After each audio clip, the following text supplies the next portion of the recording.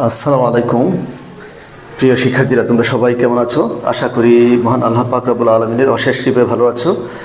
আজকে তোমাদের মাঝে এসেছি নবম দশম শ্রেণীর গণিত বইয়ের এক্সারসাইজ 17 পরিসংখ্যান এই অধ্যায়টি নিয়ে খুবই গুরুত্বপূর্ণ আলোচনা করব।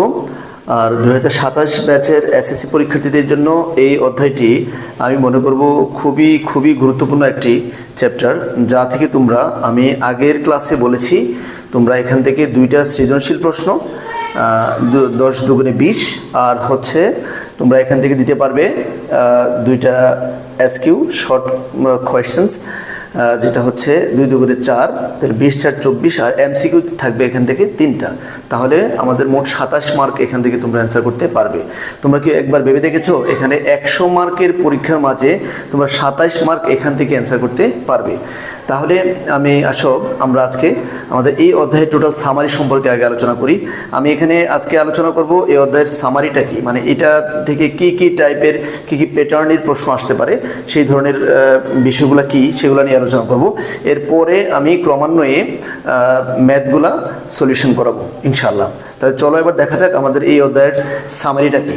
সামারিতে দেখো, আমাদের ক নং প্রশ্নে যেগুলো আছে, সাধারণত আমাদের ক নং প্রশ্নে থাকে, তো মানে সংজ্ঞা থাকতে পারে তোমাদের, যে পরিসংখ্যান, তারপর তথ্য, উপাত্ত, পরিসর, চলক, বিচ্ছিন্ন চলক, অবিচ্ছিন্ন চলক, কেন্দ্রীয় প্রবণতা, কেন্দ্রীয় প্রবণতার পরিমাপক কয়টি ও কি, চলকের পরিচয় সহ, গড়, মধ্যক, প্রচুরক নির্ণয়ের সূত্র, মধ্যক নির্ণয়, মধ্যক শ্রেণীর মধ্যমান, প্রচুরক শ্রেণীর মধ্যমান, ধাপ বিচ্যুতি, সূত্র থেকে যে কোনো মান, আমার ধাপ বিচ্যুতির সূত্র দেওয়া থাকবে, সেখানে তোমার যে কোনো মান আমরা নির্ণয় করতে পারবো।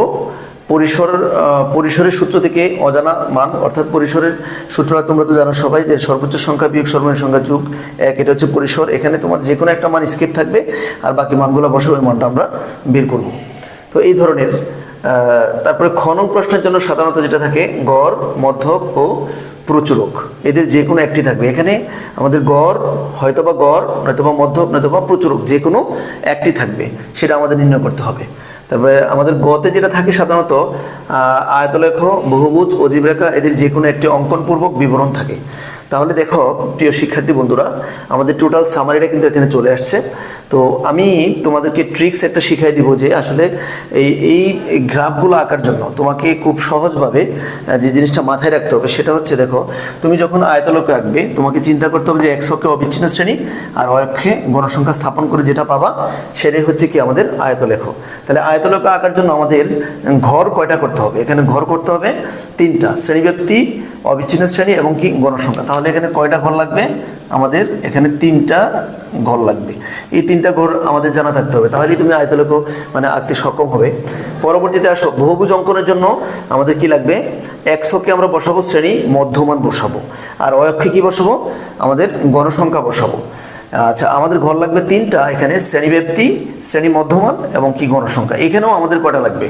এখানেও আমাদের 3টা ঘর লাগবে। এরপরে আসো অজীব রেখা, যেটা পরীক্ষা সবসময় বেশিরভাগ আসে। অজীব রেখাটা কিন্তু আমাদের সবচেয়ে বেশি আসে এক্সামগুলোতে। তো এখানে আমাদের লাগবে শ্রেণী ব্যবধানের, এক্স অক্ষে আমরা বসাবো শ্রেণী ব্যবধানের উচ্চসীমা, আর অয়ক্ষে বসাবো আমাদের ক্রমযোজিত গণসংখ্যা। তাহলে এখানে আমাদের কয়টা ঘর করতে হবে? ছক করার সময় আমাদের করতে হবে শ্রেণীব্যাপ্তি, অবিচ্ছিন্ন শ্রেণী, গণসংখ্যা এবং ক্রমযোজিত গণসংখ্যা। এগুলো প্রত্যেকটার বিস্তারিত আলোচনা করে আমাদের কিভাবে লিখতে হয়, কিভাবে গ্রাফে স্থাপন করতে হয়, আমরা সবগুলোই পুঙ্খানুপুঙ্খ আলোচনা করব। তো এখন আমরা এর পরে যে কাজটা করব, দেখো আমাদের এই যে ম্যাথগুলো করার জন্য, আমাদের খতে ম্যাথগুলো করার জন্য যে ছক করতে হবে, সেই ছকটা আমি তোমাদেরকে একটু এখনই দেখিয়ে দিচ্ছি।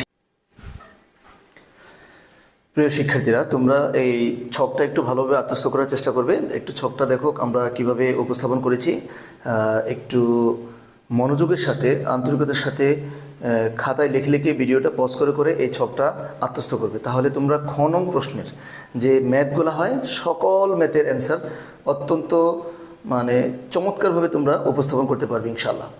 একটু খেয়াল করো, আমাদের খ নং প্রশ্নে সাধারণত গাণিতিক গড়, সংক্ষিপ্ত গড়, মধ্যক এবং প্রচুরক এটা বেশি আসে।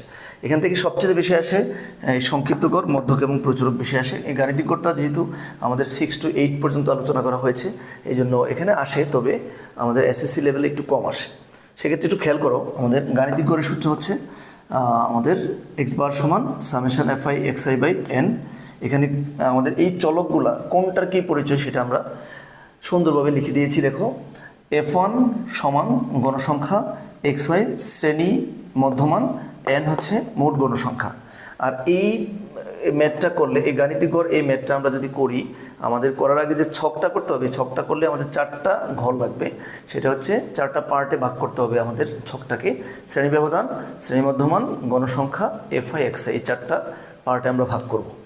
তোমাদেরকে কেন আমরা এই বারবার এই ঘরগুলোর কথা বলছি, তুমি যদি মানে কোন অঙ্কে কয়টা পার্ট হবে, কয়টা অংশ হবে, কয়টা অংশে আমাদের ঘরগুলো করতে হবে, সেটা যদি তুমি না জানো তাহলে তো তুমি অ্যান্সার করতে পারবে না। তোমাকে এই জন্য ম্যাথ করার আগে এই অঙ্কগুলো কীভাবে করতে হবে সেই সিস্টেমটা, সেই সিকোয়েন্সটা তোমাকে জানতে হবে। আর এই জন্যই আমি আজকের এই ক্লাসটা তোমাদের সাথে শুধু এই ক্লাসে এই বিষয়গুলো আলোচনা করেছি।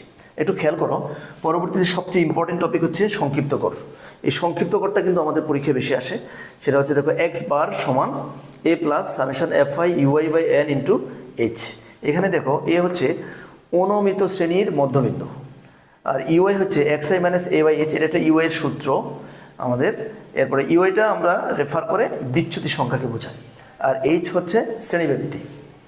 আর মধ্যক নির্ণয়ের সূত্র হচ্ছে L plus N by two minus F C into H by F M. এখানে এল হচ্ছে মধ্যক শ্রেণীর নিম্নসীমা, এফ সি মধ্যক শ্রেণীর পূর্ববর্তী শ্রেণীর ক্রমযোজিত গণসংখ্যা, এফ এম মধ্যক শ্রেণীর গণসংখ্যা। এখানে আমরা যেহেতু আগে এইচটা চলে আসছে, এই জন্য আমরা এইচটা লিখি নাই, অর্থাৎ এখানে যেগুলো চলে আসছে এখানে লিখি নাই, এখানে যা আসছে এখানে আমাদের চলকের পরিচয় তা লিখি নাই। তোমরা একটু এগুলা বুঝে নিতে সক্ষম হবে ইনশাল্লাহ। প্রচুরকের সূত্র হচ্ছে L plus F one by F one plus F two into H. তাহলে এল হচ্ছে প্রচুরক শ্রেণীর নিম্নসীমা, এফ আইটা হচ্ছে আমাদের এফ ওয়ান, এটা হচ্ছে আই না, এটা হচ্ছে এফ ওয়ান। তাহলে এফ ওয়ানটা হচ্ছে আমাদের প্রচুরক শ্রেণীর গণসংখ্যা থেকে এর আগের শ্রেণীর গণসংখ্যাটা আমরা মাইনাস করব। আর এফ টুতে হচ্ছে প্রচুরক শ্রেণীর গণসংখ্যা থেকে এর পরবর্তী শ্রেণীর গণসংখ্যাটা আমরা মাইনাস করব, তাহলে যা হবে তা এফ টু মানটা হবে। তাহলে এখানে দেখো, আমাদের ঘর লাগবে 2টা, জাস্ট শ্রেণীব্যাপ্তি এর গণসংখ্যা। অনেক সময় আমাদের যেগুলোতে শ্রেণীবিন্যস্ত উপাত্ত ডেটা দেওয়া থাকে, এগুলোতে এই 2টা গড় দেওয়াই থাকে। এখানে নতুন করে আর গড় করার কোনো দরকার নেই। আমরা জাস্ট লিখবো উদ্দীপকের সারণী হতে, এই ভ্যালুগুলো লিখে সূত্র লিখে অঙ্কটা আমরা করে দেবো। প্রিয় শিক্ষার্থীরা, আসলে এই চ্যাপ্টারের ম্যাথগুলো অনেক সহজ। যদি তুমি তোমার এই প্ল্যান অনুযায়ী এই ছকগুলো আত্মস্থ করতে পারো, তাহলে তুমি কিন্তু খুব সহজে অ্যান্সার করতে পারবে। তো আমি পরবর্তী ভিডিওতে ক্রমান্বয়ে প্রত্যেকটা ম্যাথের আমরা সলিউশন কিভাবে করতে হয়, কীভাবে, আমি একটা এক্সাম্পল দিয়ে আমি সবগুলা তোমাদেরকে বুঝিয়ে দেবো ইনশাল্লাহ। পরবর্তী ভিডিও পাওয়ার জন্য আমার পেজটাকে ফলো দিয়ে রাখবে। সবাই ভালো থাকবে। আল্লাহ হাফেজ। আসসালামু আলাইকুম।